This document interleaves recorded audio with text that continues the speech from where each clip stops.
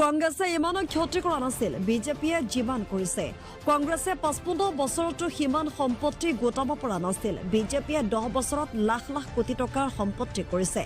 বহিৰাজ্যৰ মানুহে অসমত দবদপাই থাকিব সেয়া পক্ষপাতি নহয় অসম জাতীয় পৰিষদ অসমৰ সকলো ব্যৱসায় বাণিজ্য আমাৰ থলুৱা মানুহে পাওক নগাঁৱত কেৱল এজন ষ্টন ক্ৰাছাৰ আছে দিল্লীৰ চিৰঞ্জীৱ গান্ধী ইয়াতকে দুখৰ কথা আৰু একোৱেই নাই এই সকলোবোৰৰ মূল নায়কে হল পীযুষ হাজৰিকা ৰাইজৰ টকা লুটি সব বহিৰাগতক গোটাই দিছে এইখন চৰকাৰে মই ৰাজনৈতিক অভিলাষৰ বাবে অসম জাতীয় পৰিষদত অহা নাই নগাঁৱত সোমবাৰে দিনৰ প্ৰায় 2 মান বজাত মন্তব্য প্ৰাক্তন মন্ত্ৰী তথা অসম জাতীয় পৰিষদৰ নেতা ৰাজেন গোহাঁই আমাৰ যে ব্যৱসায় বাণিজ্য অসমৰ যিমান সব ব্যৱসায় বাণিজ্য আছে সকলোবিলাক আমাৰ থলুৱা কি বঙালীয়ে হওক বিহাৰীয়ে হওক মাৰোৱাৰীয়ে হওক তেওঁলোকে পাওক আমি এইটো বিচাৰোঁ যে বহিৰাজ্যৰ মানুহে আহি ইয়াত দবদপাই থাকিব